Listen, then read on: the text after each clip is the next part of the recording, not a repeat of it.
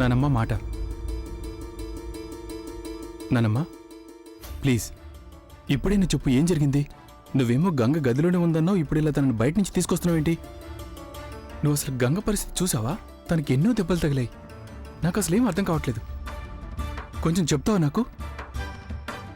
నేను నీకు అసలు చెప్పాలని అనుకోలేదు చిన్న, కానీ ఇప్పుడు నువ్వు నాకు గత్యంతరం లేకుండా చేశావు. అసలు ఏంటి సంగతి నానమ్మ? నా నుంచి ఏం దాచిపెడుతున్నావు?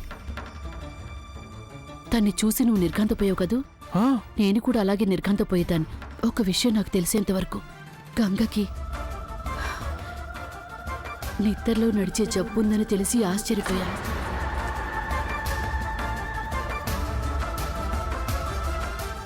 నిజంగా చిన్న, ఇదెవరికీ తెలీదు. ఎప్పుడు నా గదిలోనే నిద్రపోతుంది కదా.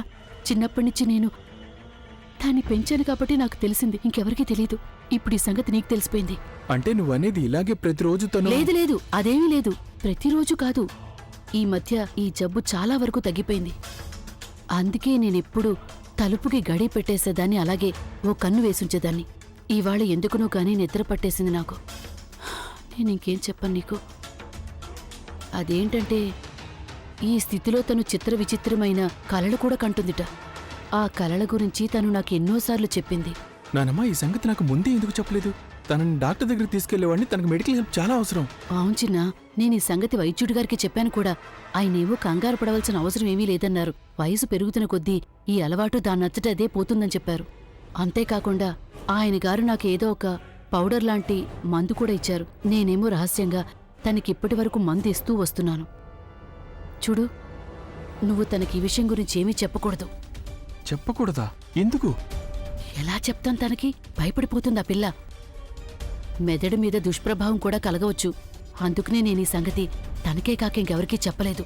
ఒకవేళ సంగతి నోరు జారి బయటపడితే నాకు మాటివ్వు చిన్నా, నువ్విదెవరికీ చెప్పనని మాటివ్వు. సరే అయితే నేను ఈ సంగతి వేరే ఎవరికీ చెప్పను. బిలీవ్ మీ నానమ్మ. అయితే నా ఉద్దేశంలో గంగను మనం ఒక మంచి డాక్టర్ చూపిస్తే మంచిది, సరేనా? నాకు తెలుసు మీరు మీ వైద్యుడు మందిస్తున్నారని నాకు తెలుసనుకో. అయినప్పటికి కూడా వద్దు వద్దు, కాని నువ్వు చెప్పినట్టు చేయడం మంచిదే. తనని ఒక మంచి ఇంగ్లీష్ డాక్టర్కి చూపించాలి. ఇంక నువ్వు వెళ్ళి పడుకో. చాలా అలసిపోయినట్టుగా కనిపిస్తున్నావు చిన్నా. చూడు, నేను నీకు నానమ్మని ఎలా అవుతానో తనకి కూడా అలాగే అవుతాను.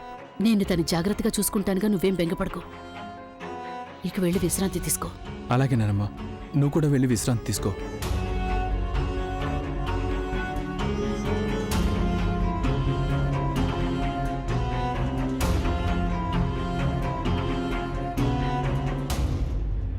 ఎందువల్ల అంటే నీ మనవడి జాతకంలో మార్గదోషం ఉంది గనుక.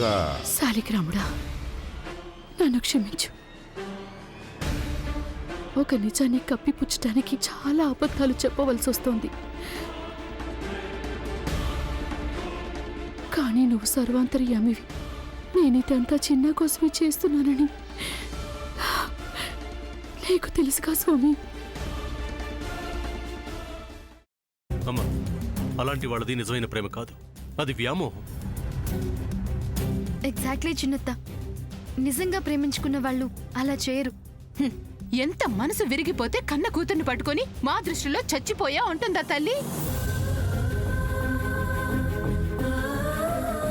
అది సరే అమ్మా, తన కూతురుతో తన మాట అనేటప్పుడు ఆమె మాటల్లో వ్యథ, కళ్ళల్లో బాధ గమనించావమ్మా? పెద్దబాబుకు బర్త్డే విషెస్ చెప్పు కూడా వెళ్ళాం కదా. ఊరికే ఎలా కాలిపోతుంది? మంట పెడితేనో పడితేనో తగలబడుతుంది.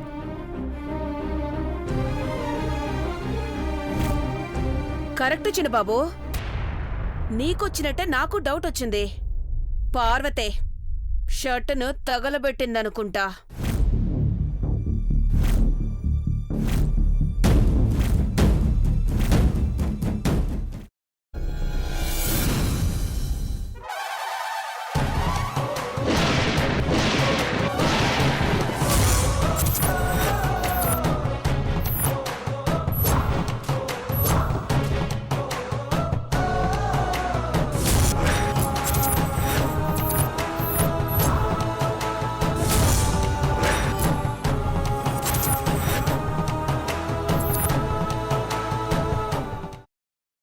తర్వాత పొట్టు తీసేసి చాప్ చేసి పక్కన పెట్టుకోవాలి.